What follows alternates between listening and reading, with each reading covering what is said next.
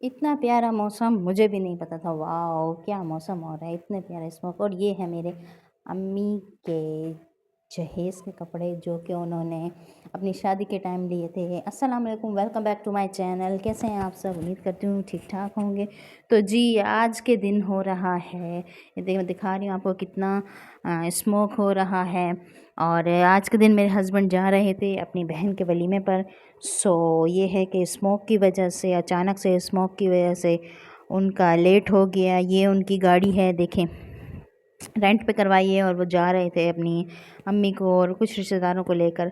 सो मैं आपको दिखा रही हूँ। मैं इसलिए नहीं गई क्योंकि इतना लंबा सफ़र मैं नहीं कर सकती चकवाल तक का।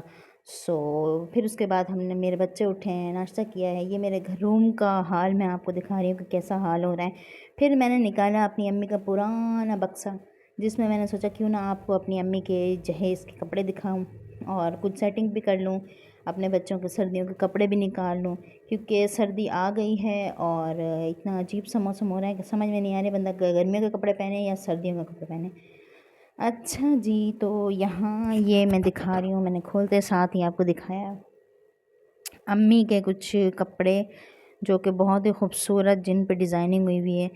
ये मुझे भी याद नहीं है कि कितने पुराने हैं, उनकी शादी के टाइम उन्होंने लिए थे या पता नहीं शादी के हैं।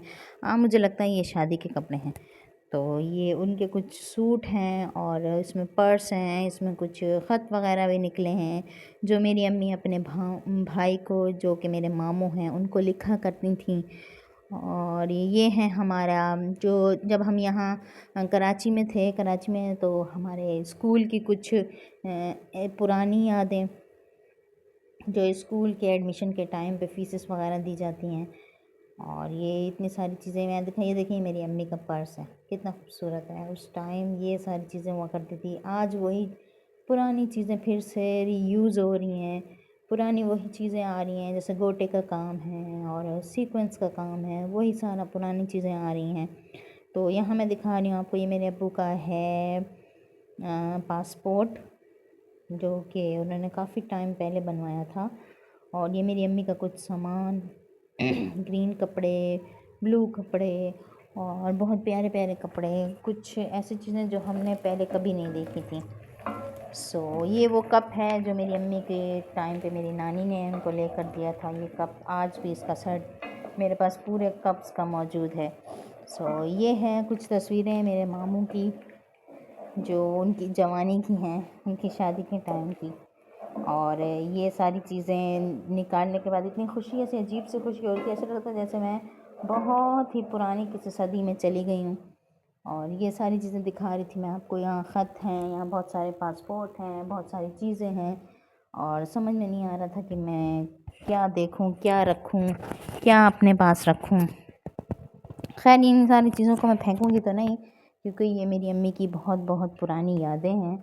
और मतलब ये मेरी अम्मी की ऐसी यादें हैं कि जो उन्होंने अपने टाइम पर देखी थी, या अपने टाइम पर ये सारी चीज़ें अपनी सेव करके रखी थी। सो बहुत खूबसूरत खूबसूरत, मेरे लिए तो ये सारी चीज़ें ऐसे हैं कि क्योंकि मेरी अम्मी की हैं तो मुझे बहुत अज़ीज़ हैं। कुछ लोग होते हैं जो ऐसी चीज़ों को अक्सर फेंक देते हैं, उनके किसी को कहते हैं हमारे किसी यूज़ में नहीं है। लेकिन अल्हम्दुलिल्लाह अल्हम्दुलिल्लाह मेरी अम्मी अभी बिल्कुल ठीक ठाक हैं, मतलब और मेरे पास अलाइव हैं। और फिर भी मैं चाहती हूँ कि मेरी अम्मी की ये चीज़ें मेरे पास हमेशा हमेशा हमेशा रहें। उसके बाद मैंने वन बाय वन आपको ये सारे ड्रेसेस दिखाए हैं।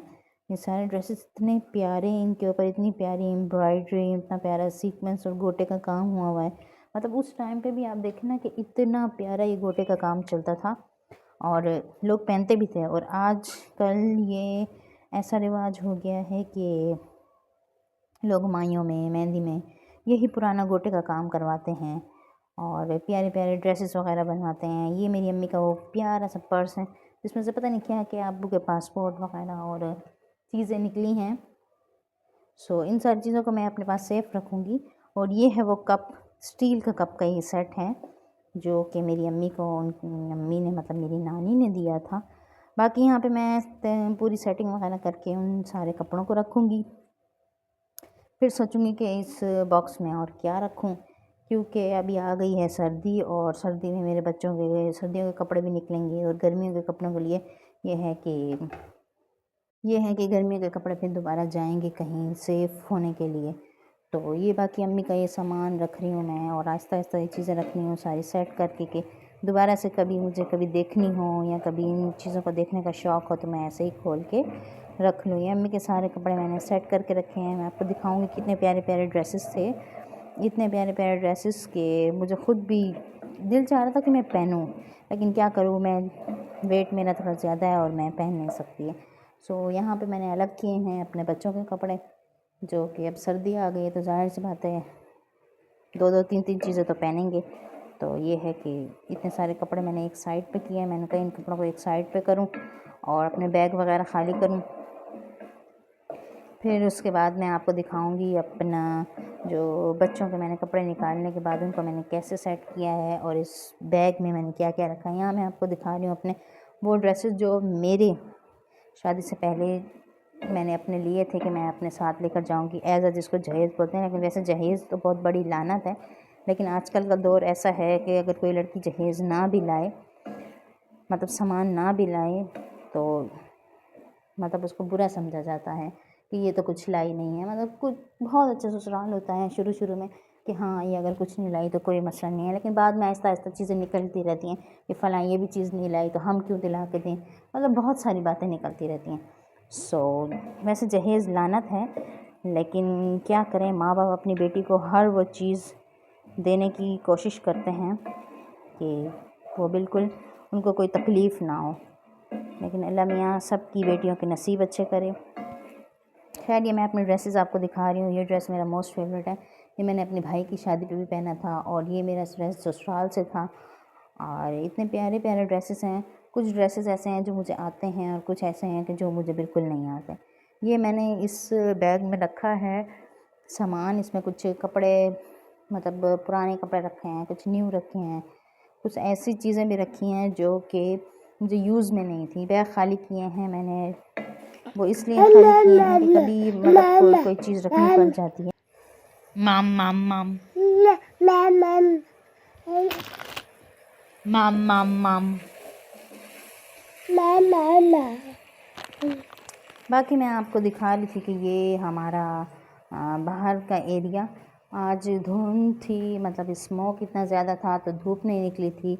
लेकिन ये है कि दोपहर के टाइम ये इतना सा बिल्कुल छोटा सा सूरज निकला, जो कि इतनी ख़ास कोई इसकी तपिश नहीं थी, लेकिन फिर भी मैंने कहा चलो सोलर चला लेती हूँ और थोड़ा सा ये है कि यूपीएस चार्ज वगैरह होता रहेगा। बस फिर मैंने यूपीएस चलाया है और उसके बाद फिर मैंने चार्जिंग के लिए उसको छोड़ा। ही फातिमा यहाँ खेल रही थी, बिल्कुल तैयार हो चुकी थी और अपने मज़े से खेलने में लगी हुई थी। भाई इसका सो रहा था। यहाँ मैं आपको दिखा रही हूँ कितना खूबसूरत मौसम हो रहा है कि दिल चाह रहा है कि पता नहीं क्या करूँ, मुझे खुद भी समझ में नहीं आया। खैर मौसम को एंजॉय करते हुए यहाँ मेरी इरा फातिमा अपना खेलने में लगी हुई है, जंपिंग कर रही है। बस उसके बाद फिर मेरा दराज का पार्सल रिसीव हो गया, जिसमें मैंने मंगवाया था अपने लिए माइक, और इतना ज़बरदस्त ये चीज़ आई है कि मैंने कहा कि आपके साथ लाजमी इसका रिव्यू शेयर करूं।